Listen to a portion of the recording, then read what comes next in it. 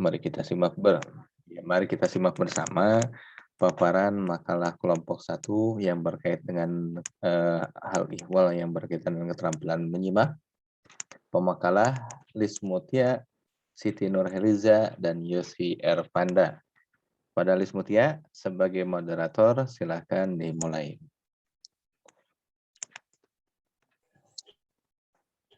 Baik Pak, terima kasih mempresentasikan ya Pak. Silakan. Assalamualaikum warahmatullahi wabarakatuh. Waalaikumsalam Iya, Pak. warahmatullahi wabarakatuh. Selamat siang Bapak dan teman-teman. Sebelumnya, apakah suara saya terdengar dengan jelas? Ya, jelas. Ya, baik.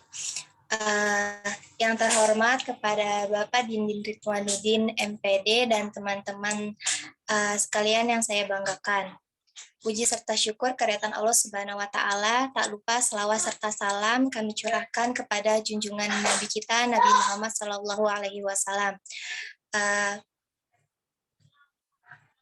Maaf Siti Nurheliza, PPT-nya belum terlihat ya?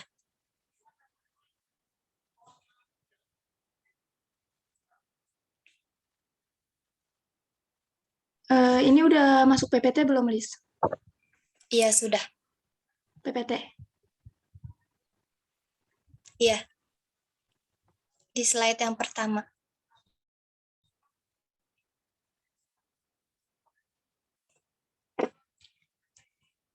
Ya baik, saya lanjutkan. Perkenalkan, kami dari kelompok 1 yang beranggotakan saya sendiri, Lismutia Oktaviani sebagai moderator, yang kedua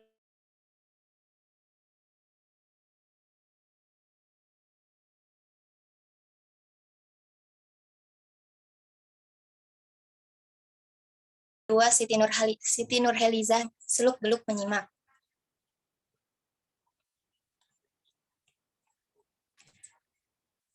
Di mana materi yang pertama yang akan dijelaskan oleh Siti Nurheliza, kepadanya disilakan.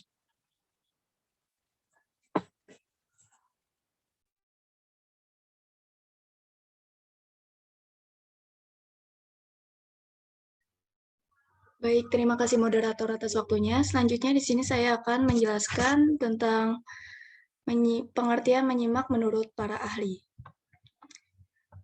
Di yang pertama itu ada menurut H.G. Tarigan.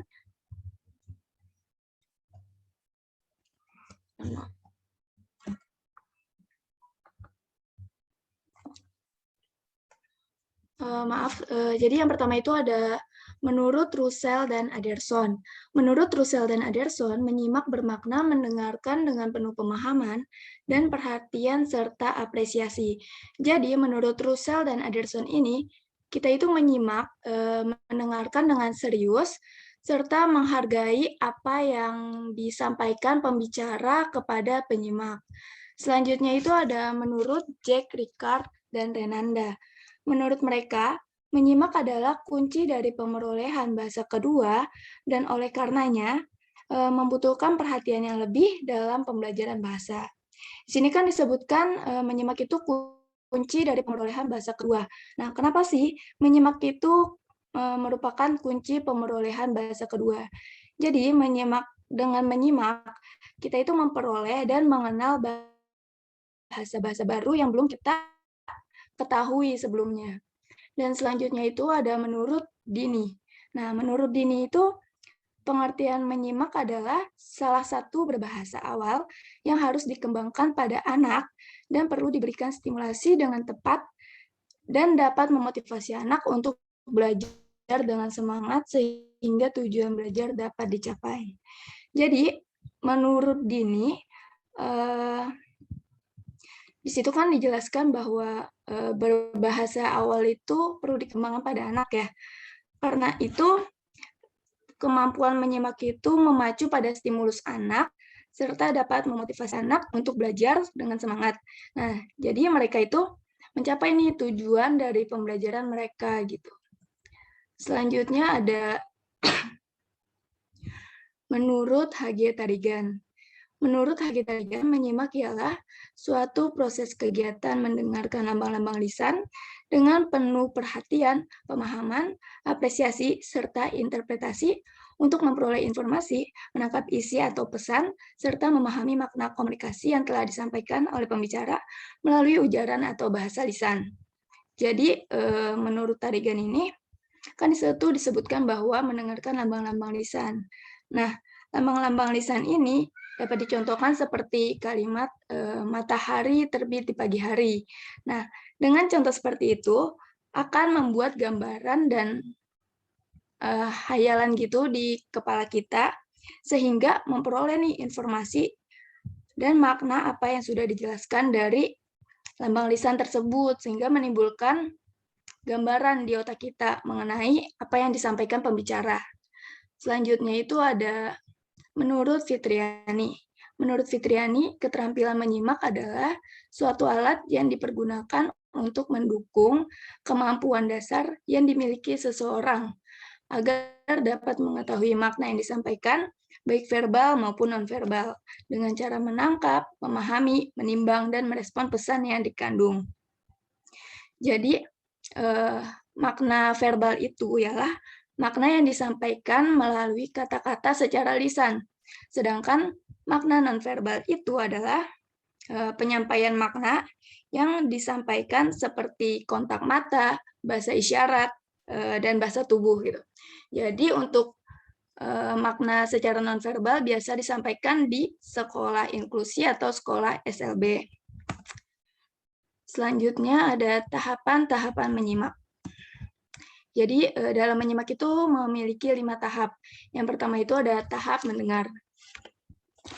Jadi pada tahap ini kita baru mendengar pesan yang disampaikan oleh pembicara kepada penyimak.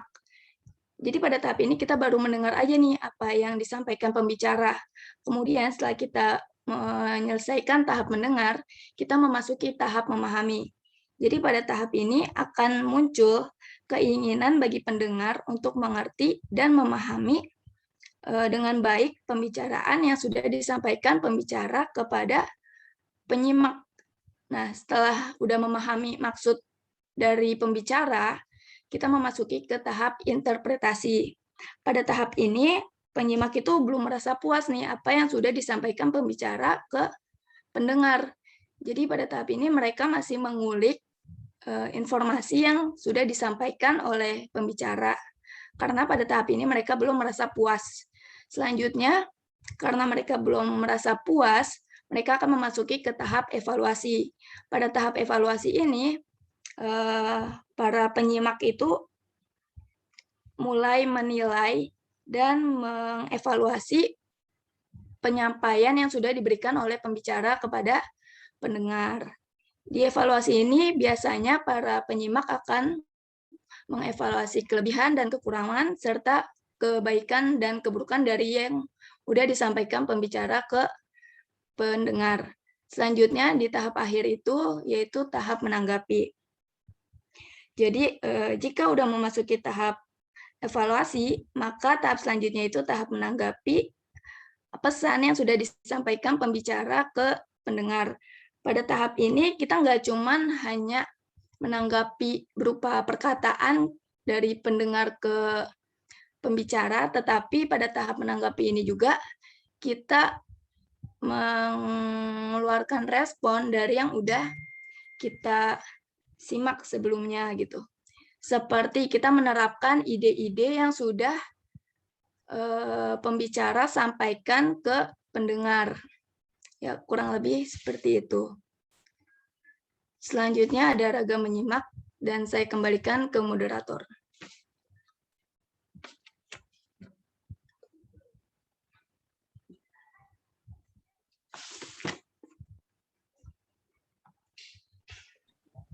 Baik, terima kasih kepada Siti Nurhaliza atas pemaparannya. Materi yang ketiga yaitu raga menyimak yang akan disampaikan oleh saya sendiri. Next.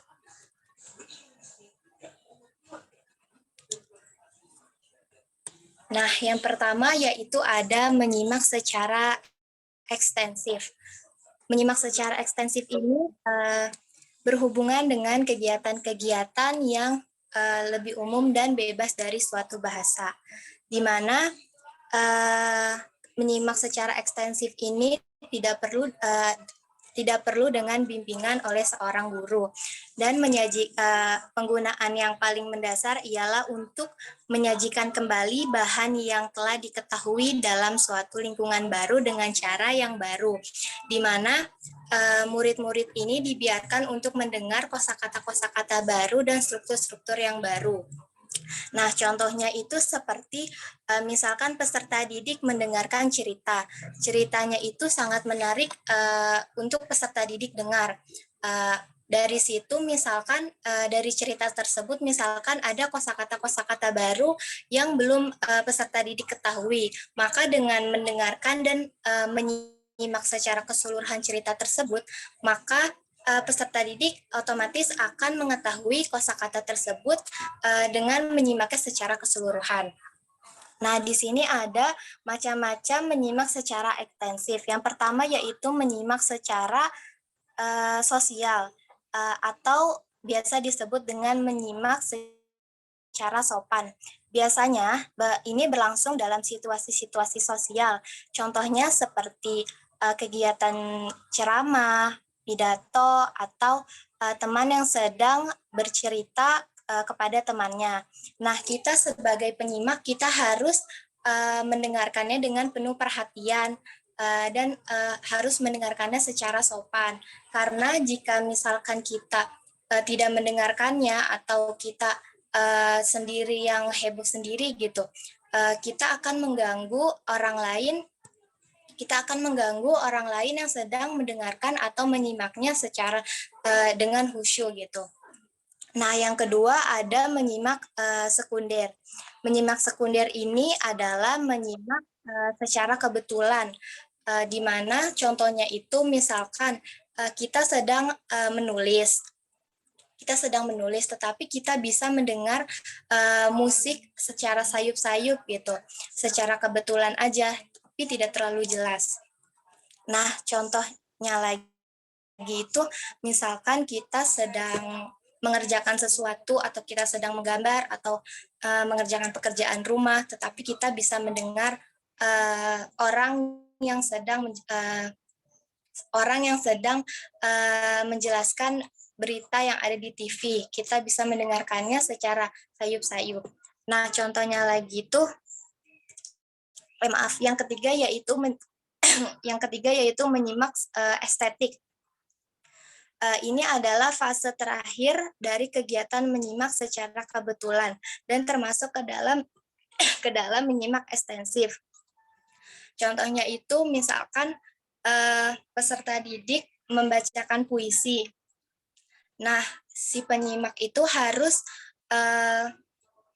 mendengarkan dan menghayatinya agar si penyimak itu menjadi tersentuh ataupun larut dalam puisi tersebut gitu. Jadi harus lebih menghayati puisi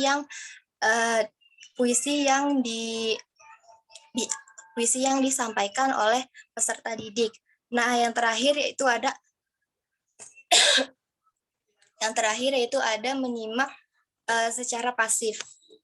Menyimak pasif ini yaitu penyerapan suatu bahasa tanpa upaya sadar, di mana kita ini misalkan menghafalkan bahasa asing tanpa menghafalkannya atau tanpa mempelajarinya secara dalam. Contohnya itu seperti pribumi yang lancar bahasa asing karena dia itu tinggal di daerah yang menggunakan bahasa tersebut. Misalkan kita tinggal di daerah Jawa gitu, karena kita orang yang nggak bisa bahasa Jawa, karena kita tinggal dan berinteraksi sama orang-orang yang menggunakan bahasa Jawa, jadi kita ikut terbiasa dengan bahasa tersebut, bahkan kita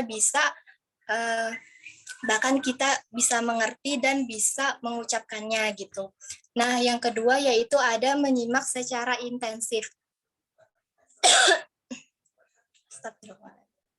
Menyimak secara intensif, di mana menyimak ini yaitu mengarahkan pada suatu yang jauh lebih diawasi, dikontrol terhadap suatu hal. Nah, menyimak intensif ini itu harus didampingi oleh seorang guru ataupun orang tua. Macam-macam dari menyimak intensif ini ada menyimak secara kritis, di mana menyimak secara kritis ini sejenis kegiatan menyimak yang di dalamnya sudah terlihat kekurangannya serta ketidaktelitian yang akan diamati, di mana murid-murid atau peserta didik ini harus banyak belajar mendengarkan menyimaknya secara kritis untuk memperoleh kebenaran yang ada.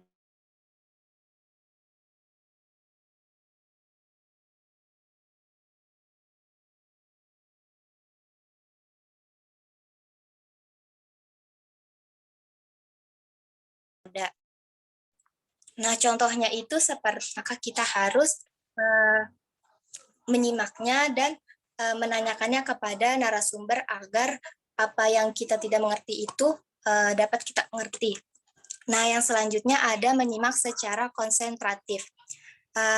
Menyimak konsentratif ini biasa juga sering disebut dengan study type listening atau menyimak yang merupakan jenis telaah. Contohnya itu seperti peserta didik saat mengikuti ujian nasional di mana pelajaran bahasa Inggris itu ada menggunakan listening. Nah, untuk menjawab soal dengan benar, maka peserta didik itu harus mendengarkannya secara konsentratif gitu, agar dia itu bisa menjawab pertanyaan-pertanyaan melalui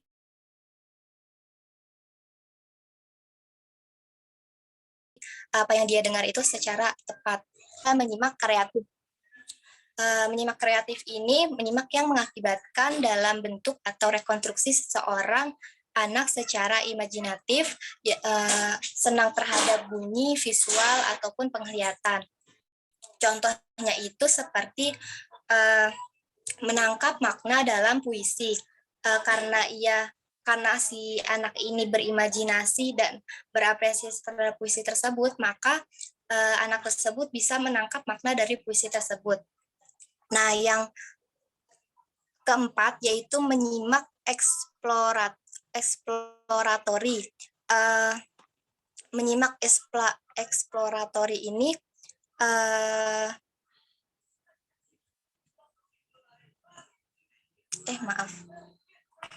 menyimak eksploratori.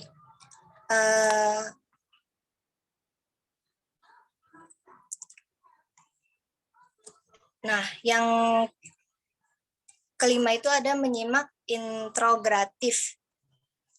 Menyimak introgratif ini sejenis menyimak intensif yang menuntut lebih banyak konsentrasi dan seleksi, pemusatan perhatian dan pemilihan karena si penyimak ini harus mengajukan pertanyaan-pertanyaan. Contohnya itu seperti mahasiswa yang sedang mendengarkan dosennya, lalu karena si mahasiswa ini menyimaknya dan mahasiswa ini bisa menanyakan pertanyaan sesuai dengan topik pembicaraan gitu.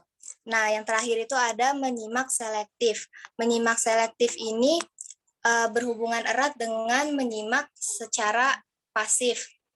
Contohnya itu seperti kegiatan menyimak yang dilakukan dengan menampung aspirasi dari pembicara dengan menyeleksinya secara relevan. Contohnya itu misalkan saat kita memilih-milih tontonan televisi yang harus ditonton oleh anak-anak. Next.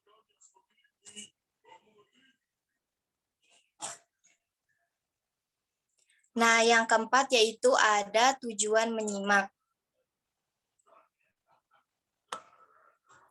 Yang pertama yaitu menyimak untuk belajar. di mana orang tersebut menyimak bertujuannya agar ia dapat memperoleh pengetahuan dari bahan ajaran yang disampaikan oleh pembicara. Seperti misalkan sekarang nih, saya sedang menjelaskan dan kalian menyimak itu untuk menambah pengetahuan dan informasi tentang pelajaran menyimak. Nah, yang kedua ini tentang bertujuan untuk menikmati keindahan audial, di mana orang yang menyimak dengan penekanan ataupun pada penikmatan terhadap suatu dari materi yang dibicarakan atau diperdengarkan, itu termasuk dalam seni. Jadi misalkan kayak kita menjelaskannya dengan kita misalkan menjelaskannya dengan jelas gitu, dengan indah, maka itu akan bertujuan untuk untuk mendapatkan keindahan audial. Nah, yang ketiga itu untuk mengevaluasi, di mana orang ini menyimak dengan maksud agar ia dapat menilai apa yang harus disimaknya, baik buruk yang ada di dalam pembicaraan tersebut, maka dapat dievaluasi oleh pendengar. Nah, yang keempat itu ada menyimak untuk memberikan ide-ide sendiri.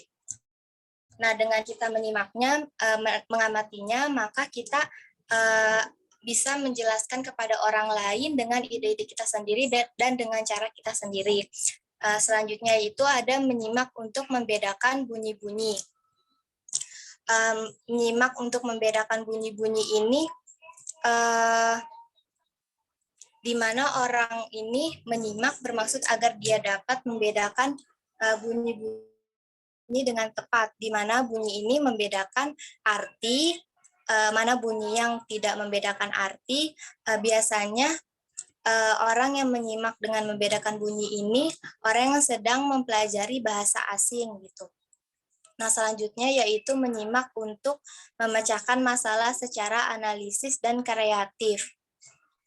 Orang yang menyimak untuk bermaksud agar dapat memecahkan masalah secara kreatif dan analisis, orang ini dengan menyimak, misalkan dengan menyimak ceramah atau pendapat orang lain, maka ia bisa memecahkan masalahnya sendiri gitu. Nah, yang terakhir yaitu ada untuk meyakinkan terhadap suatu masalah atau pendapat yang masih diragukan, dengan kata lain menyimak secara persuasif. Nah, dapat disimpulkan bahwa tujuan menyimak ini untuk memperoleh informasi dan pengetahuan, menangkap isi dan memahami apa yang disampaikan oleh pembicara.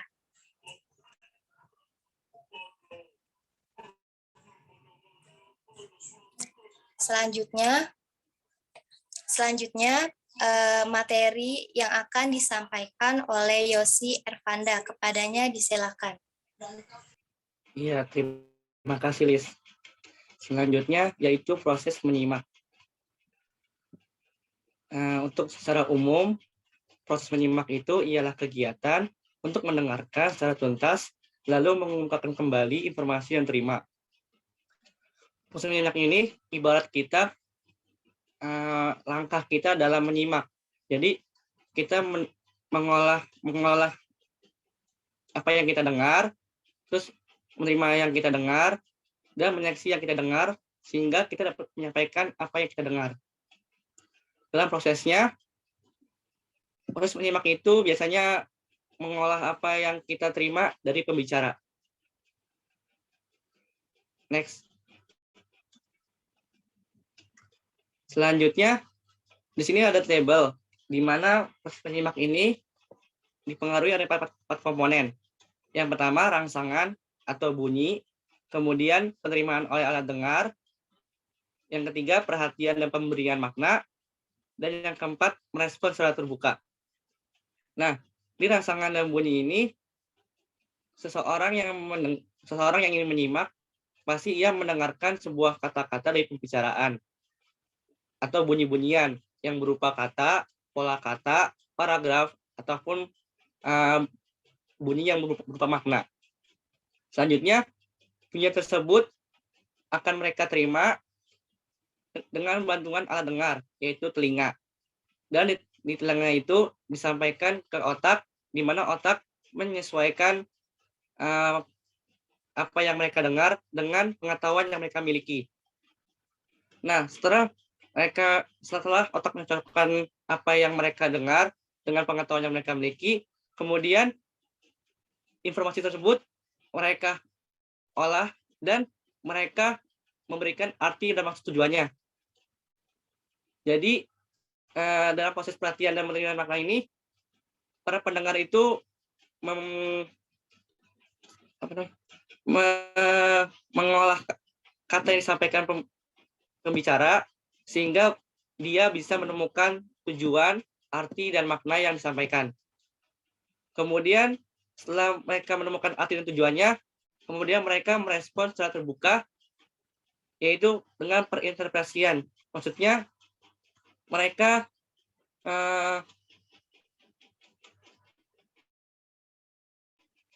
untuk menyampaikan apa yang mereka dengar secara maksimal. Jadi maksudnya itu kata yang mereka dengar itu hampir mirip dengan apa yang mirip dengan pembicara sampaikan. Dan yang terakhir yaitu rangsangan bunyinya yaitu suara yang mereka sampaikan. Ya, seperti itu. Selanjutnya saya kembalikan ke moderator. Baik, terima kasih kepada Yesi Irpanda atas pemaparan materinya. Acara selanjutnya yaitu ada sesi bertanya, di mana penanya menuliskan pertanyaan pada kolom chat dengan format nama dan NIM, lalu pertanyaannya. Silakan yang ingin bertanya dituliskan di kolom chat pertanyaannya ya. Oke, silakan diakhiri dulu oleh para pemakalah. Baik, Pak. Baik, izinkan saya memberikan kesimpulan atas materi yang disampaikan hari ini. Menyimak merupakan kegiatan mendengarkan dengan baik dengan tujuan untuk memahami apa yang disampaikan oleh pembicara. Kegiatan menyimak bukan hanya berpatok kepada pembicara, melainkan menyimak juga membutuhkan pengetahuan atau hal-hal yang sudah kita ketahui dengan hal-hal yang disampaikan oleh pembicara. Menyimak juga merupakan aktivitas yang dilakukan untuk berpartisipasi serta terlibat agar bisa mendapatkan hasil yang baik.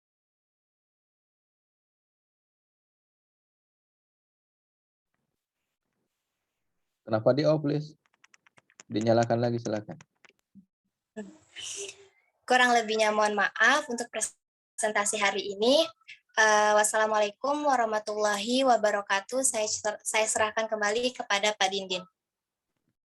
Terima kasih. Alhamdulillahirrahmanirrahim. Kelompok 1 sudah mempresentasikan makalah terkait dengan keterampilan menyimak. Ya, dalam hal ini pemakalah terkait dengan keterampilan menyimak ada beberapa pemakalah dan tentunya akan berseri kawan-kawan sekalian. Oleh karena itu mohon dengan sangat kawan-kawan sekalian memperhatikan apa yang dipaparkan dalam materi pemakalah pertama, karena nanti pemahaman kita yang saat ini akan dilanjutkan dengan pemahaman kita terkait dengan menyimak di pemakalah selanjutnya, gitu kan. Saling berkelanjutan. Oleh karena itu pastikan itu kawan-kawan kalian menyimak dengan seksama, ya.